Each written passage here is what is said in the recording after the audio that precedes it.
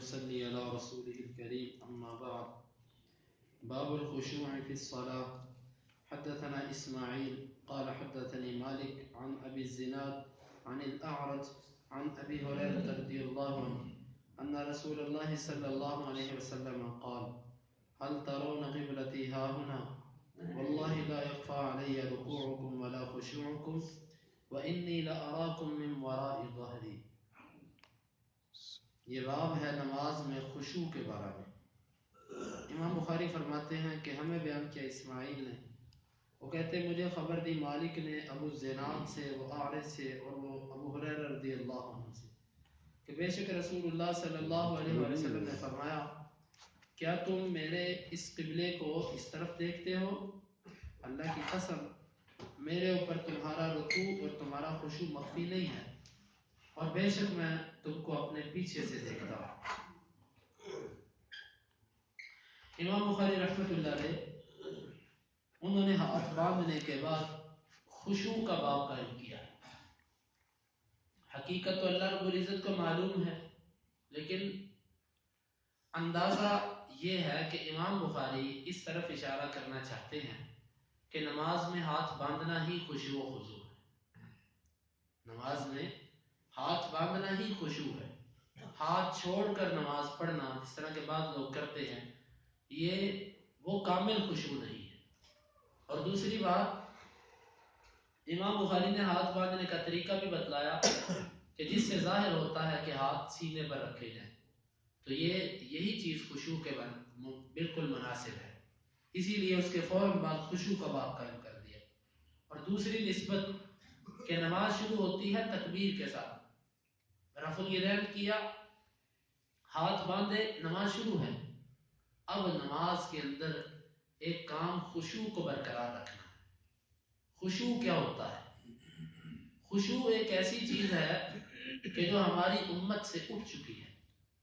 نبی صلی اللہ علیہ وآلہ وسلم نے فرمایا تھا کہ اول ما یرفع من امتی الخشوع، سب سے پہلے میری امت سے جو چیز اٹھائی جائے گی وہ خشوع ہوگا.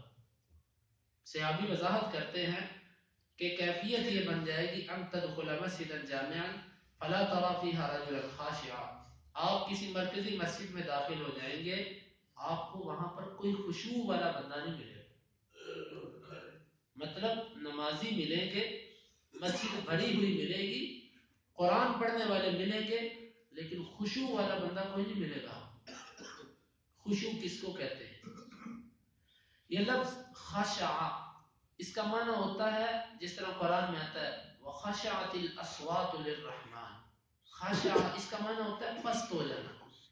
اصل جو ابن حجر رحمہ اللہ نے خشوع کا معنی فتح الباری میں نقل کیا وہ یہ ہے کہ دل کی ایسی کیفیت کہ جس کا اثر اعضاء سے ظاہر ہو جائے، اس کو خشوع کہتے ہیں. دل کی وہ کیفیت کہ جس کے آثار اس کے اعضاء سے ظاہر ہو جائے، اس کو خشوع کہتے ہیں.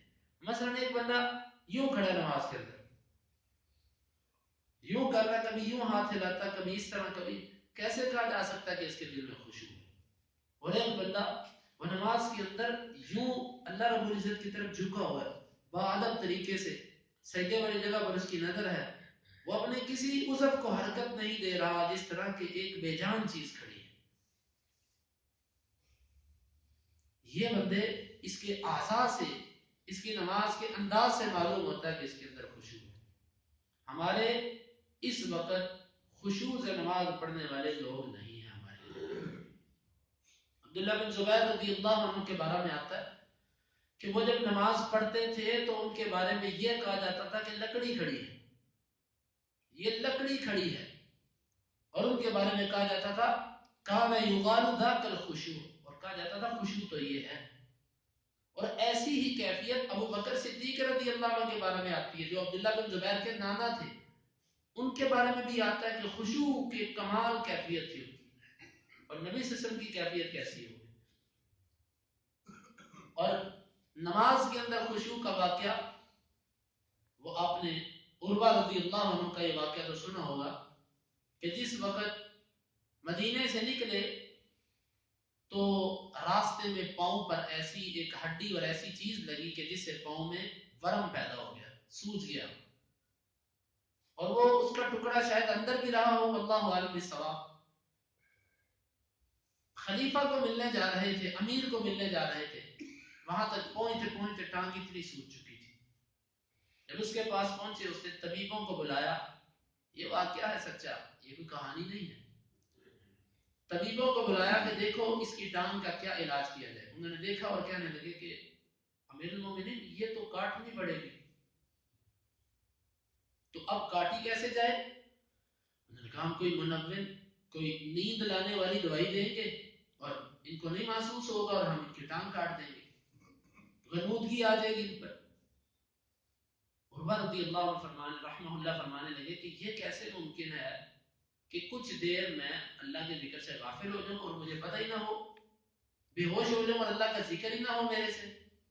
فرمانے لگے نہیں، ایسے نہیں ہوگا۔ انہوں نے پوچھا پھر آپ بتلائیے ٹانگ کاٹنی ہے کیسے کاٹی جائے؟ وہ کہنے لگے چلو اس طرح کرنا، میں نماز شروع کرتا ہوں تم ٹانگ کاٹو۔ نماز شروع کی اور نماز پوری کر دی، انہوں نے ٹانگ کاٹ دی اور ان کو محسوس بھی ہوا۔ یہ خشوع ہے، خشوع۔ یہ ہمارے استاد محترم یہ واقعہ سنایا کرتے تھے، مولانا عبداللہ غزنوی رحمۃ اللہ علیہ کا، ہندوستان کے اندر گزرے ہیں۔ یہ استاذ الاساتذہ، ہمارے استادوں کے استاذہ میں ان کا ذکر آتا ہے۔ وہ ان کے بارے میں آتا ہے کہ ان کا خشوع ایسا تھا کہ ایک مرتبہ نماز پڑھا رہے تھے تو بارش ہو گئی، پیچھے سے لوگ کھسک گئے کہ بارش شروع ہونے والی ہے، تو انہوں نے سلام پھیرا، تو سلام پھیرنے کے بعد کہنے لگے کہ بارش ہو رہی ہے، اللہ کی قسم عبداللہ کو نہیں پتا کہ بارش ہو رہی ہے۔ یہ کیفیت ہے بعض لوگوں کی خشوع کی، جیسا بھی ہے۔ کلی طور پر کسی واقعے سے اتفاق اگر نہیں بھی کیا جا سکتا تو مقصد یہ ہے کہ نماز کے اندر کم از کم خشوع اتنا ہونا چاہیے کہ 5 منٹ یا 10 منٹ کی جو نماز ہے اللہ کے سامنے بندہ یہ توجہ سے پڑھے۔ اللہ تو اسے خشوع مانگتے ہیں۔ یہ خشوع یہ بہت بڑی چیز ہے۔ اب یہاں پر امام بخاری فرماتے ہیں کہ نماز کے اندر خشوع، مسئلہ یہ ہے کہ کیا نماز کے اندر خشوع واجب ہے کہ سنت، یہ بھی ایک مسئلہ ہے۔ کچھ علماء کہتے ہیں کہ نماز کے اندر خشوع واجب ہے۔ کیوں؟ اگر نماز بغیر خشوع کے پڑھی تو وہ قبول نہیں ہوتی، یہ کچھ علماء کا موقف ہے۔ دوسرے علماء کا موقف یہ ہے کہ خشوع سنت ہے، ہو جائے تو بہتر، نہ ہو تو کوئی بات نہیں۔ لیکن ابن حجر رحمہ اللہ نے ایک امام کا یہ قول نقل کیا اور مجھے یہ قول بڑا اچھا لگا ہے۔ وہ قول یہ ہے کہ خشوع جو ہے یہ تابع ہے، مطلب جس رکن کے اندر جتنا خشوع ہونا چاہیے اتنا خشوع نماز میں واجب ہے۔ اگر اتنا بھی نہیں ہوگا تو نماز نہیں، اور اگر وہ ضروری حد جو پوری ہو گئی تو پھر بندے کو خشوع اس کا کافی ہو جائے گا، کم بھی ہو، کمال کو نہ بھی پہنچے تو کافی ہے۔ لیکن اگر پوری نماز شروع ہی سوچوں سے کی، خیالات سے کی اور سلام بھی خیالات سے پھیرا، کوئی پتہ نہیں نماز کا، تو ایسی نماز کے بارے میں دنیا میں تو یہ حکم لگے گا کہ اس کی نماز اس سے پڑھ گئی ہے، لیکن اللہ کے ہاں اس کی نماز اس کے منہ پر دے ماری جائے گی۔ اس طرح کی حدیث میں آتا ہے، ابو داؤد کی روایت ہے کہ کچھ لوگ نماز پڑھ کے فارغ ہوتے ہیں، ان کو ان کی نماز کا 9واں حصہ ملتا ہے، کسی کو 7واں، کسی کو 6واں، کچھ ایسے بھی ہیں وہ نماز پڑھتے ہیں انہیں کچھ بھی نہیں ملتا، کچھ بھی نہیں ملتا سوائے وبال کے۔ الٹا نماز پڑھنا بھی ان کے لیے مشکل بن گئی کہ تو نے نماز نہیں پڑھی، تو نے تو آ کر اللہ کے دربار میں اللہ کی توہین کی ہے، کس طرح تو کھڑا ہوا۔ تو یہ امام بخاری رحمۃ اللہ علیہ نے یہ مستقل باب باندھا ہے۔ یہ خشوع یہ نماز کے اندر ہمیں سیکھنا چاہیے، لیکن واللہ ہماری زندگی گزر گئی نمازیں پڑھتے، ہمیں خشوع نہیں ملا ابھی تک خشوع نہیں ملا۔ اور ہمارے اسلاف ایسے تھے، وہ ایک ایک عادت حاصل کرنے کے لیے سفر کیا کرتے تھے۔ خشوع سیکھنے کے لیے کسی نیک بندے کے پاس چلے گئے کہ میں اس کی نمازیں دیکھوں، اس کے پاس رہ کر یہ کچھ سیکھ لوں، ایک ایک عادت حاصل کرنے کے لیے وہ سفر کیا کرتے تھے۔ تو بھائیو یہ خشوع یہ نماز کے اندر ضروری ہے، نماز کا یہ حصہ ہے، وہی نماز ہمیں فائدہ دے گی۔ ہم اکثر یہ کہتے ہیں نماز پڑھ کے بھی ہم نہیں بدلتے، حقیقت یہ ہے کہ نماز وہ ہوتی ہے کہ جو آپ کو بدل دے۔ اگر آپ کی نماز کے پہلے کی کیفیت اور نماز پڑھنے کے بعد کی کیفیت ایک جیسی رہے تو اس نماز نے اپنا اثر نہیں کیا. ہم نے اس طریقے سے نہیں پڑھی جس طریقے سے پڑھنی چاہیے. نماز جتنی دفعہ پڑھی جائے اتنی دفعہ انسان کے اندر یہ تبدیلی لے کر آتی ہے. اللہ تعالیٰ ہمیں ایسی نماز پڑھنے کی توفیق عطا فرمائے. تو آپ نے صحابہ سے فرمایا کہ کیا تم یہ سمجھتے ہو کہ میں آگے کی طرف دیکھتا ہوں, میرا قبلہ آگے ہے, لیکن یاد رکھو تمہارا رکوع اور تمہارا خشوع یہ میرے سے مخفی نہیں ہے, میں اپنے پیچھے سے دیکھتا ہوں. یہ بات پیچھے گزر چکی ہے کہ نبی صلی اللہ علیہ وسلم کا یہ معجزہ تھا کہ اللہ رب العزت آپ کو پیچھے سے بھی نماز کے اندر دکھا دیا کرتے تھے. نماز کے اندر آپ پیچھے سے بھی دیکھ لیے. اور معجزہ جو ہوتا ہے یہ اپنے اختیار میں نہیں ہوتا, جب اللہ چاہے جتنی مقدار میں چاہے یہ اس وقت ظاہر ہوتا ہے. اپنے اختیار سے معجزہ نہیں ظاہر ہو سکتا. کرامت اور معجزہ دونوں بندے کے اپنے اختیار میں نہیں ہوتے. اور جو بندہ کہ ٹھہرو میں تمہیں ابھی دکھاتا ہوں, جب چاہے اس چیز کو حاصل کر لے تو اس کے بارے میں شوق بازی تو اس کو کہی جا سکتا ہے, لیکن اس کو معجزہ نہیں یا کرامت نہیں کہا جا سکتا. اللہ جب چاہے یہ اس وقت ولی یا نبی کے ہاتھ سے معجزہ سرزد ہوتا ہے, اس کے علاوہ نہیں. تو یہ آپ وسلم کا معجزہ تھا جو نماز کے اندر تھا. اس کے علاوہ کی کیفیت کے بارے میں نہیں آتا کہ آپ وسلم کو پیچھے کا بھی معلوم ہو جاتا تھا, صرف نماز کے اندر یہ کیفیت تھی. تو آپ نے فرمایا میں تمہیں پیچھے سے دیکھ لیتا ہوں. بعد میں اس کا یہ واقعہ بھی بیان کیا ہے کہ مسند احمد کے اندر آتا ہے کہ ابن حجر رحمہ اللہ اس روایت کو لے کر آئے ہیں کہ کچھ صحابہ آخری صف کے اندر کھڑے تھے تو نماز کے اندر کچھ ایسی غلطیاں ہوئی تو نبی صلی اللہ علیہ وسلم نے اس موقع پر فرمایا تھا کہ میں تمہیں پیچھے سے بھی دیکھتا ہوں, نماز صحیح طریقے سے پڑھا کرو. اور بعد میں یہ بھی معنی بیان کیا ہے. بعض یہاں پر ایک سوال ہے کہ نبی صلی اللہ علیہ وسلم نے یہ کیوں نہیں فرمایا کہ اللہ تمہیں دیکھ رہا ہے. جس طرح کہ احسان کی تعریف یہ کی گئی ان تعبد اللہ کأنک تراہ فإن لم تكن تراہ فإنه یراک, تو اللہ کی عبادت اس طریقے سے کر کہ وہ تجھے دیکھ رہا ہے. اگر تیری یہ کیفیت نہیں بنتی پھر کم از کم تو اللہ کو دیکھ رہا ہے, پھر یہ کیفیت بنا لے کہ وہ تجھے دیکھ رہا ہے. اس کو احسان کہتے ہیں.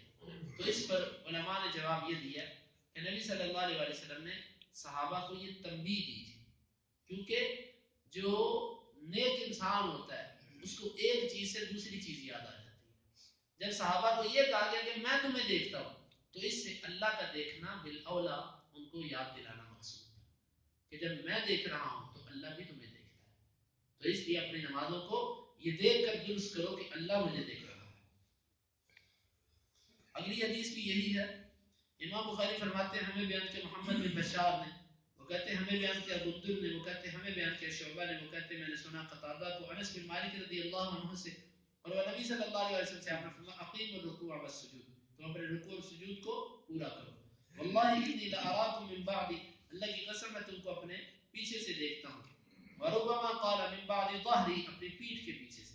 اذا رکعتم واذا سجدتم, اذا رکعتم واذا سجدتم, جب تم رکوع کرتے ہو جب تم سجدہ کرتے ہو, میں تمہیں دیکھتا ہوں.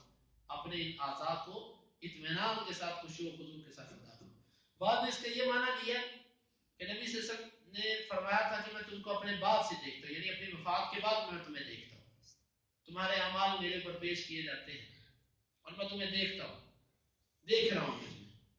یہ معنی ابن حجر رحمہ اللہ نے اس پر رد کیا ہے اور دیگر شارحین نے بھی. اور یہ معنی حدیث کے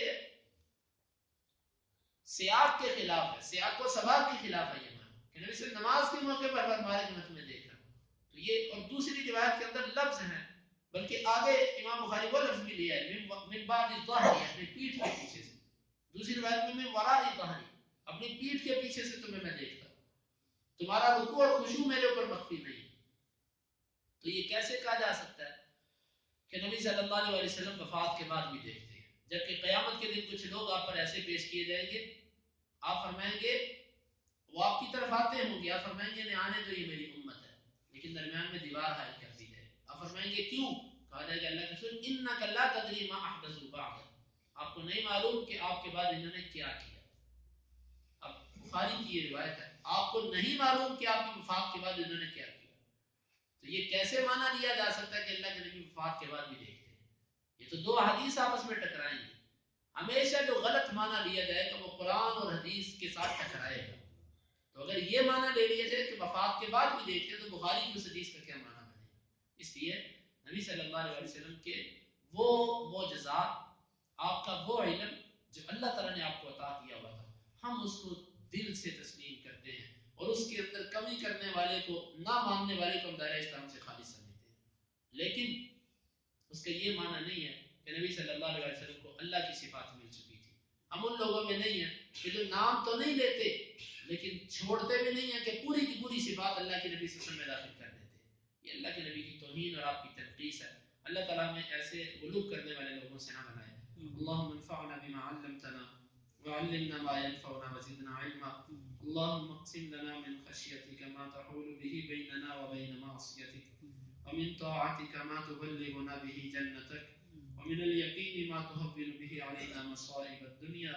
متعنا اللهم بأسماعنا وأبصارنا وقواتنا أبدا ما أحييتنا، واجعله الوارث منا، واجعل ثأرنا على من ظلمنا، ولا تجعل مصيبتنا في ديننا، ولا تجعل الدنيا أكبر همنا ولا مبلغ علمنا، ولا تسلط علينا من لا يرحمنا. وآخر دعوانا